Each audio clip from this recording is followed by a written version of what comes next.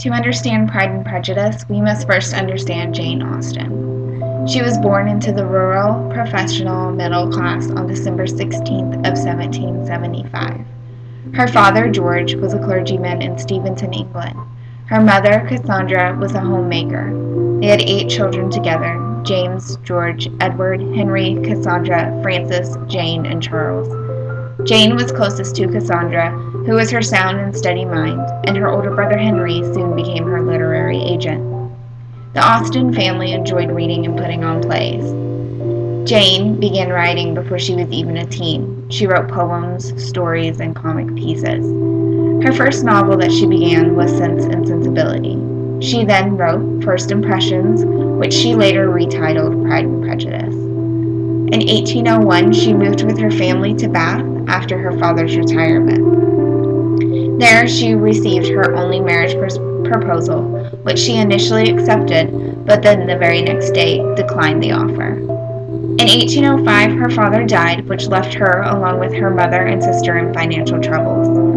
They then had to move in with her brother in Chawton, and that's where she anonymously published her first 4 novels: Sense and Sensibility in 1811, Pride and Prejudice in 1813, Mansfield Park in 1814, and Emma in 1815. She then turned ill, and many historians believe that she had Addison's disease, and that's what made her so sick and eventually killed her.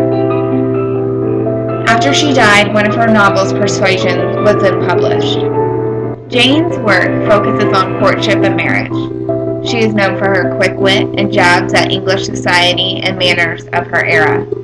She is one of the most studied and influential novelists of her time. Pride and Prejudice is about the Bennet family. Mr. Bennet, the patriarch of the family, is a well-rounded, intelligent father figure in this novel. He favors Elizabeth and always has her best interest at heart. He is witty and sarcastic towards his wife, Miss Bennet, whom is obsessed with getting her 5 daughters married, no matter who the proposal is from. She is pushy and can be quite annoying.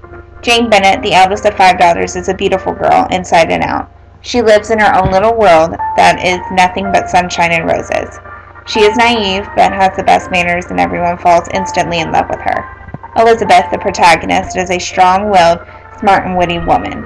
She takes after her father when it comes to her mannerisms. She believes that marriage should be about love, which is an important point in the novel later on. Lydia is a boy-crazy teen that is foolish and just as obnoxious about being married as her mother. Catherine, or Kitty, follows in Lydia's footsteps and lets Lydia take the lead in everything. Mary is quiet and always reading. When we are first introduced to the Bennet family, they are heading to a dance where there is news of a new bachelor that just bought a property called Netherfield that will be joining the ball. The bachelor is Mr. Bingley from London, who is a kind and gentle man that has wonderful manners and is everything a gentleman should be. He is accompanied by his 2 sisters, Miss Hurt, who is married to Mr. Hurst, which they are both snobbish and rude, along with his sister Caroline, that is a hateful woman that doesn't think anyone is good enough for her brother. He has also brought along Mr. Darcy, who is a pompous, prideful man that holds his head a little too high for everyone's taste in the town. Miss Bennet, of course, wants all of her girls to meet Mr. Bingley, which he falls in love with Jane. After the first ball, Jane is called to Netherfield by Caroline. When on the way it starts to downpour, and thanks to her mother's matchmaking skills, Jane is on horseback. When she arrives, she has already come down with a cold and has to stay at Netherfield until she is better. Elizabeth is worried sick about her and in a few days goes to Netherfield to take care of her dear sister. While there, Elizabeth gets to know all the guests at Netherfield and comes to the conclusion that she in fact dislikes all of them, especially Mr. Darcy. After Jane's visit to Netherfield, Jane and Elizabeth then return home to find out that their dear cousin, Mr. Collins, who is a strange fellow, has come to visit. He has recently become a clergyman and is living in a parsonage that shares property with Lady Catherine, who is in fact Mr. Darcy's aunt. Mr. Collins is a brown-noser to Lady Catherine and talks about nothing other than her. He has come to the Bennet's house to find a wife, which at first he picks Jane, but Miss Bennet tells him that she is to be married to Mr. Bingley, which is false, as of that moment. She offers Elizabeth as his wife. Elizabeth, being the strong-willed and romantic woman she is, forcibly declines his offer. One day, after the unsuccessful proposal, all the Bennet daughters, excluding Mary, walk to Meryton. Kitty and Lydia are enamored with the officers that are stationed in their town, and one in particular, Mr. Wickham. Mr. Wickham is a handsome man that seems to be caring and loyal. Elizabeth begins to find out about Wickham and is told that he and Mr. Darcy have been friends since infancy. But Mr. Darcy cut him out of his life because his father favored Wickham and gave him a lump sum of money in his will. After a couple of days to mull over the new information, Elizabeth finds out that Mr. Bingley is deciding to hold a ball. At the ball, Mr. Darcy invites Elizabeth to dance with him, and while dancing, she questions him about Wickham. Without getting the answer she expects, she becomes very impatient with Darcy and decides once again that she dislikes him very much. Mr. Wickham was called away to business the day of the ball, which upsets Elizabeth. She confides in her friend Charlotte about everything. Charlotte is a very plain girl that comes from the Lucas family, which are in fact close to the Bennet family. Charlotte believes that marriage should be about security and not about love. She then pushes Elizabeth to at least try to like Mr. Darcy. After the ball, life is back to normal for the Bennet family until news is announced by Mr. Collins. He has found a wife. He and Charlotte decide to get married. Charlotte is happy because she found the stability that she wanted, and Mr. Collins found a suitable wife to show Lady Catherine. After Mr. Collins and his new wife have left, a letter is given to Jane. The letter contains some sad news that Mr. Bingley has decided to move back to London along with his guest.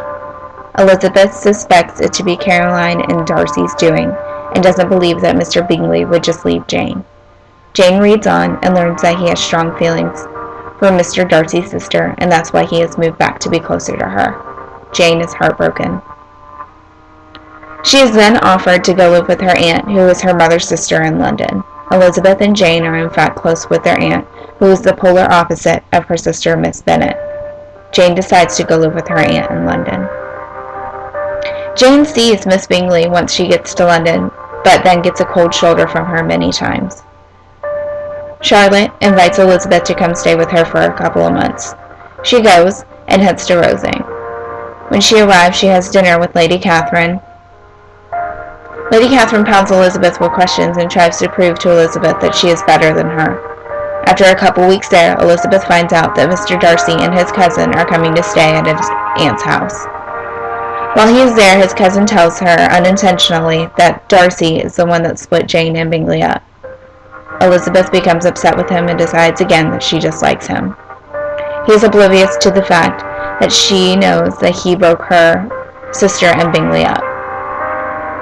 Mr. Darcy then confesses his love to Elizabeth and proposes to her. She declines his offer and forcefully explains why. After their fight, he writes a letter explaining everything that happened, and he then leaves his aunt's house. In the letter, he explains about why he decided to break them up.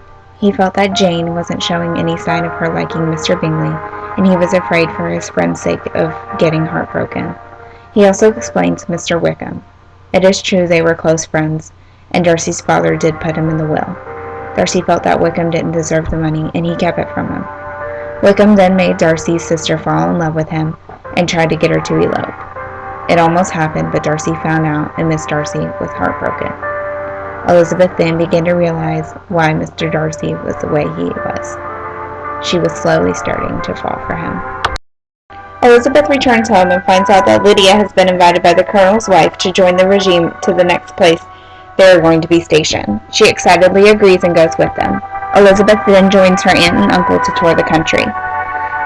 They are offered to tour Mr. Darcy's estate, and since she is sure Mr. Darcy isn't there, she agrees to tour it. Of course, Mr. Darcy happens to show up, and Elizabeth becomes tongue-tied and embarrassed about what has happened. After a couple of visits to Darcy's, where she meets his sister, and visits with the Bingleys, she returns to her inn to find letters from Jane telling her that Lydia has run away with Wickham. She runs to tell Darcy about what has happened, and they both feel guilty about not exposing him for what he truly is. Lydia and Wickham are then found, and he is agreeing to marry Lydia for a lump sum of money. The Bennets suspect that the Gardners, who is Miss Bennet's sister and her husband, had paid off Mr. Wickham. Lydia visits her family before Wickham is shipped off to northern England. It comes out that Darcy was actually the one that found Lydia and Wickham, and he's the one that paid him to marry her. After the marriage fiasco, Mr. Bingley returns to Netherfield and quickly comes to visit Jane. After a few dinners with the family, he finally proposes to Jane. She accepts and makes him the happiest creature in the world. Slowly, Elizabeth begins to fall for Mr. Darcy and is expecting him to propose. Lady Catherine comes calling for Elizabeth, asking her if she is engaged to Darcy. She stands up to Lady Catherine and tells her that she will marry Darcy and she loves him. This is the big moment for Elizabeth, finally being able to stand up for herself and finally letting love come into her life. In the end, Darcy and Elizabeth get married and they live happily ever after. What is so wonderful about Pride and Prejudice is that it shows that we as women can be strong and never settle. Jane Austen has proven that a true heroine doesn't have to fight anyone, but all she has to do is find out who she truly is.